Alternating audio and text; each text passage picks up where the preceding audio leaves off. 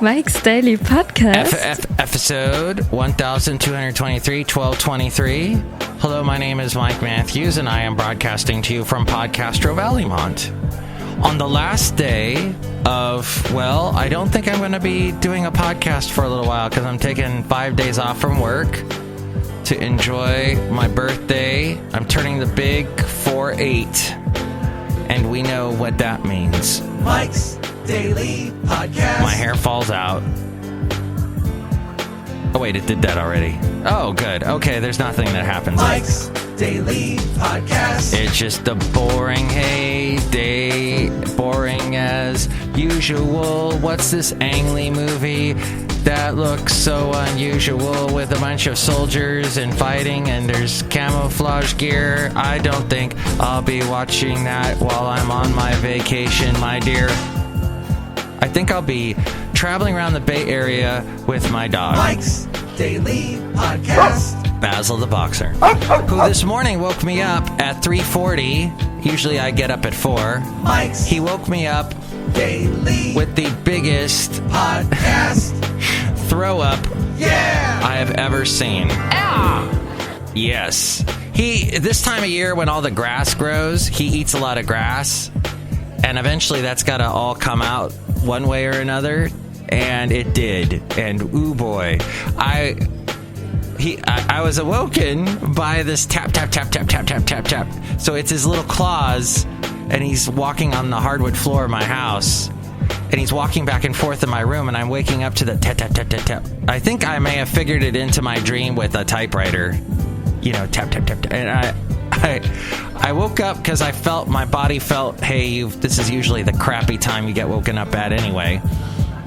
And I forced myself up, and I see my dog looking at me, looking all anxious, and I'm like, oh, that only means one thing. So I rushed to the door, but it was too late, and up it came. But I had this old sweater. I just scooped it all up with the sweater and threw it out. That's how you got to do with a dog. And cleaned it up, so that's how I woke up this morning. But other than that, he was healthy and fine, fit as a fiddle. Not sick as a dog. He was fit as a fiddle. My dog became a fiddle. I think I've thrown out a lot of metaphors today. Look who just walked in right now on the show. Hello, Mike Matthews. It's Chely Shoehart, the good stuff supervisor. That's disgusting. I know, Chely. Mike Matthews, I'm going to miss you when you're gone. Oh, but I'll be back. I know, Mike Matthews. I'm going to miss you. I'm going to miss having you gone when you're back. Uh-huh. Thank you. We had an interesting thing happen at my job. I was talking all about how crazy the conservatives are and how they have nothing to whine about these days because they got their guy into office. So what they do is they whine about protesters. And I said that on the last show. Sure enough, this conservative guy walks into my job because he does a conservative radio show. So he comes in, and I'm all nice, and how are you? And this right-wing nutter says to me, oh, millennials, they're all messed up. I said, all the millennials are messed up? Yeah, all the millennials are messed up because they don't have fathers. Oh, they don't? Okay. Yeah, their moms are raising them. And I'm like, well, my mom raised me. He said, well, it's the millennials. They're all... Oh, my gosh. Look who else just walked in. Oh, Mike, this is Floyd the Floorman. And this is John Deere, the engineer. Mike, that sounds like he is a real nutter. Nutter! That's the word today, nutter. That's what the British use, that word a lot. Nutter. And it's awesome, and I found that out watching my Midsummer Murders TV show, where you see the scariest teeth ever because it's made in England. And it's still on the air, and it's so funny and cheesy and goofy, and I'm hooked. I think I've watched the first 10 seasons already in one night. No, I didn't do that. But yes, people are binge watching on the Netflix. Oh, hey, have you heard that new expression, FANGA? It stands for Facebook, Amazon, Netflix, Google, Apple. Those are like the 5 big tech industries to invest in. I found that out because I work for a money station. Talks about money all the time. May I take a quick break here and just say, you know, I had on my show recently a great indie band by the name of Autopilot. Well, part of the deal was I was supposed to get to go see them for free at their show, right? And I asked Autopilot when I was talking to them, okay, where, and I think that's even in the interview that you can hear. I think that was a week ago, this past Monday. I asked them, hey, when is your show? Where is it? And they're like, oh, we'll get back to you. We're not sure. Did they get back to me? No. Did I see them perform live? No. So, thanks for dropping the ball on that, guys. Ugh. That's the one problem I have with indie bands that I interview, is they can be so unorganized. And I understand it's rock and roll, but come on. If you want your band to go anywhere, you got to have some force behind it, some organization. And it peeved me, because I was like, what? I would have liked to have seen them live. And then I couldn't tell you where they were performing live, so that got all bungled up. But you can hear that interview at MIKEs-DAILY-PODCAST.com and all the past interviews. And you can... Oh, speaking of which... And here's today's podcast picture. You can see the podcast picture at MIKEs-DAILY-PODCAST.com, too. And this was an interesting picture I took about a week ago, actually, at Half Moon Bay. It was really hazy. And you really couldn't see that far out into the ocean at the beach there at Half Moon Bay, where I like to take Basil the Boxer, and he runs around and has a wonderful time barking, chasing the sandpipers. And then the sun went down, and all of a sudden, these little splotches of pinkish red appeared everywhere in the sky, really close to the ground, though. It was like the sunset, even though it was hidden by all the haze, it was forcing itself through somehow and catching bits of cloud here and there. And the whole beach became this pink. It glowed with this pink aura. Oh, it was truly, truly amazing. And I looked at it and I thought, I'm a nutter. I'm a nutter. Midsummer Murders. That's Fanga. Mike. Yes, John Deere, the engineer? I've been protesting lately. Yeah, Mike, we've been protesting because I'm Floyd the Floorman. And Mike, I threw a diode. Who did you throw a diode at? You didn't throw it at the police, did you? I threw a diode at Floyd. Yeah. Why did you do that? Oh, I didn't really want to protest, so... And I was hungry, and I threw the diode at him to tell him, let's go eat. Yeah, we were hungry. Were you fangished? What? I don't know. Chely, do you want to say anything? Mike Matthews, tell us a story about KCSB. Chely, you want me to tell you a story about KCSB? Yes, Mike Matthews, because I really care, and it said so on the script. I'm supposed to ask you. Thank you, Chely. Yes. You are supposed to ask me because it's my show. KCSB is the radio station for UCSB, that's UC Santa Barbara. Speaking of protesting and whatnot, back in the day, we're talking over 20 years ago, back when I was in college, longer than that, I was on the station for a little bit, and I was also doing a commercial radio station in Santa Barbara called Y97.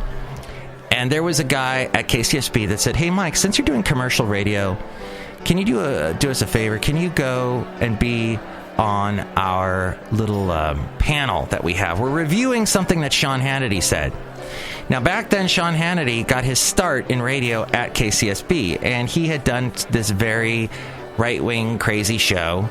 And there was a lesbian that called in, and he said something very not nice to her. And we had the tape, because everything was on tape back then. We weren't digital yet. The most digital we got were compact discs. And he said that. We had the tape. We had to review it, and then decide on whether we were going to let him go. He ended up just leaving went to Huntsville, Alabama, where I ended up eventually several decades later. He went to Huntsville, and then from Huntsville went to Atlanta, and then he skyrocketed, and now he's a huge conservative talk show host, makes millions and millions and millions and millions of dollars, and he got the last laugh. Damn him. But back to KCSB. When I was first starting to work there, they said, hey, Mike, why don't you come to one of our DJ meetings? It's a radio broadcaster meeting, all the people that do shows, because KCSB was eclectic and had all these different shows. So all the hosts got on, and we were all having this big meeting. And I was reminded of this because I was listening to another conservative talk show host named Hugh Hewitt. I'm fascinated by conservatives. Hugh Hewitt, he was talking on Fridays. He talks with this guy about books. And it's this guy who's at, I forget what college he's at, but they were talking about faculty meetings and how they can be so crazy and people are walking on eggshells and everybody just has their own agenda and they're all fighting and nobody is trying to work for a common end. They're not trying to be nice. Everyone's trying to be mean. No one's trying to get along. And it reminded me of that meeting I went to at KCSB and all the DJs in there and all the egos at a college radio station where no one's making any money. They're all volunteering to do it. And this was, like I said, decades ago. And I just remember that uneasy feeling like, ugh, this college radio sucks. I much more prefer the commercial radio where at least we kind of get along. But, oh, man, I remember people whining and complaining about all kinds of stuff. And that was KCSB. I wonder if it's still like that. KCSB meetings were like a faculty meeting. Have I worked in a faculty before at a college? No, but I've heard stories. It can be kind of contentious. And though, I'm sure there's ones where people get along. If you guys get along at your school or college and you listen to this show, why don't you drop me a little line and let me know? And we read your comments on the section emails from email. Oh my God! Email for email and your and not so comments. We read your comments on the section that they're emails from email and your comment, not so comments. That's at MIKEs-DAILY-PODCAST.com. Also, MIKEs-DAILY-PODCAST@gmail.com. Well, we have a segment today. First, though, quickly, let's do the ridiculous random posts. Ridiculous random posts. Because Facebook gave me this little present today. Happy birthday, time zones, the creation of time zones in the USA. On this date in 1883, the Eastern, Central, Mountain, and Pacific time zones were introduced in the U.S. This innovation streamlined more than 300 local times into 4 standardized time zones. This change helped trains run on time and helped people come together. Here's to a moment that made the world more connected. Yes, it's true. Each train station basically had its own time back in the day. Like if you lived somewhere, Battle Creek, Iowa, which I went to back in 1983 with my friend because his family lived there, and I was like, "What's Iowa like?" And I found out what Iowa's like, and there's a lot of corn. And their time would have been completely different from, let's say, Castro Valley, California, and wildly different. But then time zones, a novel concept in the 1800s, were created by railroad officials who convened meetings in 1883 to deal with a major headache. It was becoming impossible to know what time it was. The underlying cause of confusion was simply that the United States had no time standard. Every town or city would keep its own solar time, setting clocks so noon was when the sun was directly overhead. So noon would be different wherever you are. That made perfect sense for anyone who never left town. But it became complicated for travelers. Noon in Boston would be a few minutes before noon in New York City, and Philadelphians experienced noon a few minutes after New Yorkers did, and so on across the nation. Thank you, Facebook, for telling us all about that, because now we are smarter people. All right, and now let's get to a special Thanksgiving version of of Ain't Life Grand. Ain't life grand.